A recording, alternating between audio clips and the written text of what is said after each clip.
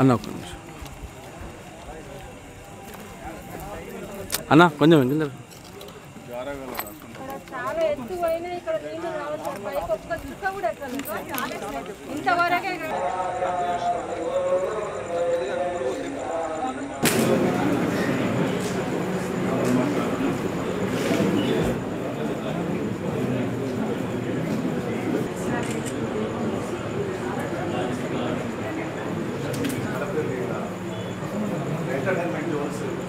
LB Nagar నియోజకవర్గ ప్రాంతంలో ఇటు ఫణిగిరి కాలనీ వాసులని ఇక్కడ కలవడం జరిగింది. పెద్దల్ని ప్రసాద్, శ్రీనివాస్, ఆదిత్య, ఇంకా వేణుగోపాల్ చాలామంది ఇక్కడ ప్రజలతో మాట్లాడుతూ వాళ్ళు ఉన్న భయాందోళన తొలగించాల్సిన అవసరం ఇక్కడ ఉంది.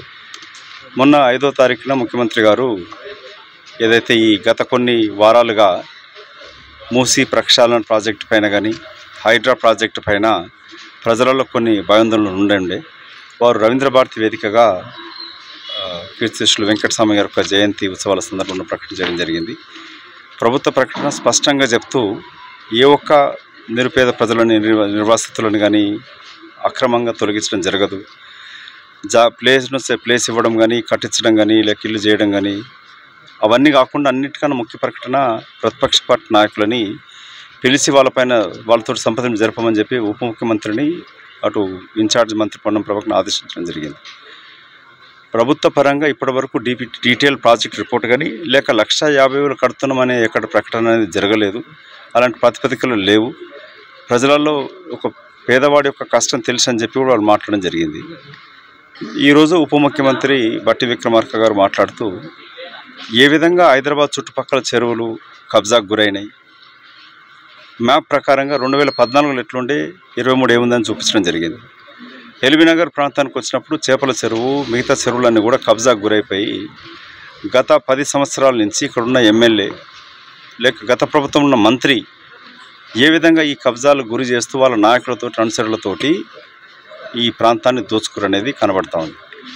ఇక్కడ 2 విషయాల ముందు ప్రజల దగ్గరికి నేను రావడం, ఈ ప్రాంత ప్రతినిధిగా నా యొక్క బాధ్యత నెరవేరుస్తూ వాళ్ళలో ఉన్న భయాందోళన తొలగిస్తూ వాళ్ళ కుటుంబ సభ్యులతోటి శాంతంగా ఈ పండుగలు జరుపుకోవాలి, సుఖసంతో ఉండాలని కోరుకుంటూ ప్రభుత్వం స్పష్టమైన ప్రకటన చేసినది. ఉప ముఖ్యమంత్రి కూడా చెప్పడం జరిగింది. రివర్ బెడ్లో ఉన్నదానికి ఒక పాలసీ ఉంటుంది, ఎఫ్టీఎల్ ఒకటి, బఫర్ జోన్ దానికి టచ్ కూడా చేయట్లేదు. సో ముందు అవన్నీ కాకుండా ప్రజలను మమేకం చేస్తాం. దీంట్లో ప్రతిపక్ష నాయకులను పిలుస్తాం. డీటెయిల్ ప్రాజెక్ట్ రిపోర్ట్ ఇంకా తయారవుతుంది. దీంట్లో ఎక్కడ కూడా ప్రభుత్వం తరఫున 1,50,000 కోట్లు అనేది పచ్చి అబద్ధం. ఈ ప్రాజెక్టు గురించి అసత్య ప్రచారం చేస్తూ ఉన్నారు. మూసీ ప్రక్షాళన జరగాల్సిందే, మురికిని తొలగించాల్సిన అవసరం ఉన్నది. ఇటు రైతులను కాపాడుకుంటూనే మూసీ రివర్ని మంచినీటితోటి నింపాల్సిన ఆవశ్యకతను గుర్తిస్తూనే ప్రపంచ దేశాలలో ఎక్కడ నగరంలో నది ప్రవహిస్తున్నప్పుడు దాని చుట్టుపక్కల డెవలప్మెంట్ తోటి ఆ నగర అభివృద్ధి కూడా చెందుతుంది. కాబట్టి తన యొక్క ప్రభుత్వం యొక్క ముఖ్య ఉద్దేశాన్ని కూడా చెప్పడం జరిగింది. సో ఇక్కడ మీ ద్వారా ప్రజలకు నా విజ్ఞప్తి ఏంటంటే, మీడియా మిత్రులకు కృతజ్ఞతలు తెలుపుకుంటూ ముందుగా మీరు ఈ మార్కింగ్ తోటి భయాందోళనకు గురి కాకండి. ఏ ఒక్క ఇంటిపైన అక్రమంగా సాటర్డే సండే వచ్చి గడ్డపరాలు రావు. ప్రభుత్వం ఆహ్వానిస్తుంది ప్రజలని, ప్రతిపక్ష నాయకులను ఇంక్లూడింగ్ ఈటల రాజేంద్ర గారిని, హరీష్ రావు గారిని, కేటీ రామారావు గారిని, ఇంకెవరైనా సరే రమ్మని కూడా ఆహ్వానించడం జరిగింది. సో మీరు ఈ రాజకీయాలు చేసేవాళ్ళు నిజంగా ప్రతిపక్ష నాయకులు అంటే బాధ్యతగా వాళ్ళు వ్యక్తి అవుతే ముందుగా మనం వచ్చి మన ప్రాంతంలో నివసిస్తున్న అక్కజల అన్నదమ్ముల యొక్క భయాందోళన తొలగించాలి. ఈ ప్రాంతానికి వచ్చినప్పుడు రీడిజైనింగ్ కూడా మీరు గతంలో ఓఆర్ఆర్ ఏమైనా తీసుకుంటే కూడా గతంలో కొందరు నాయకులు వాళ్ళ అక్రమ ఆస్తులను కాపాడడానికి కొరకు రీడిజైనింగ్ అంటూ మార్చడం జరిగింది. అక్కడిక్కడ కొలతలు మారుస్తూ ఉంటారు, సో వంకలు మారుస్తూ ఉంటారు. సో ఇక్కడ అట్లాంటి పరిస్థితి లేదు. ఇటు ఎస్పెషల్లీ చైతన్యపురి, కొత్తపేట ప్రాంతానికి వచ్చినప్పుడు చూసుకుంటే మీరు నది ఇక్కడ చూడండి, చాలా విస్తీర్ణంగా ఉంది. 500 గజాల కన్నా ఎక్కువ విస్తీర్ణంగా ఉంది. ఇక్కడ ఇల్లు పోకుండా కూడా కాపాడు కూడా ఇక్కడ ఉంది. కాబట్టి ప్రభుత్వంతో నేను వీళ్ళ తరఫున వాళ్ళని తీసుకెళ్ళి ప్రజలను మమేకం చేస్తూ ఎక్కడెక్కడైతే ఇప్పుడు చాదరగట్టుకు వచ్చారు లేక నయాపూల్ పురాణపూర్కి వచ్చినప్పుడు అక్కడ నేరోగా ఉంటుంది నది.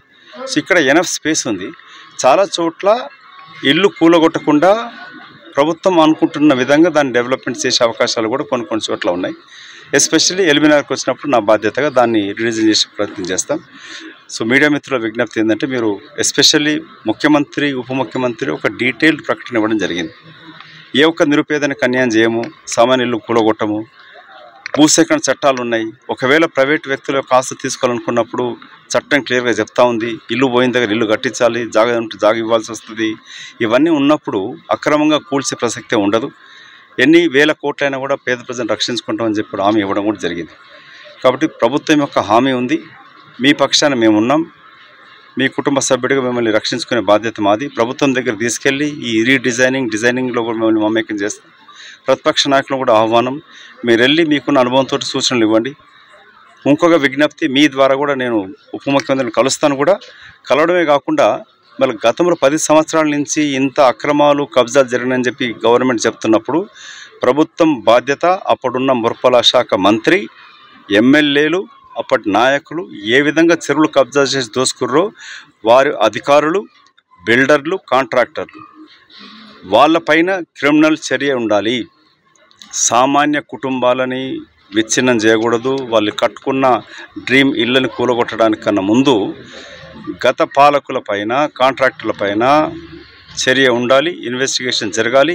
యాంటీ కరప్షన్ బ్యూరోనా పోలీస్ ఇన్వెస్టిగేషన్ చేస్తారా, ఏం చేస్తారో ప్రభుత్వం వెంటనే ఆ చర్యలు తీసుకోవాలని కూడా మేము డిమాండ్ చేస్తూ ఇక్కడున్న నా ప్రజలకి, ఎల్బీ నగర్ ప్రాంత వాసులకి నిశ్చింతంగా నిద్రపోండి, దసరా పండుగ జరుపుకోండి.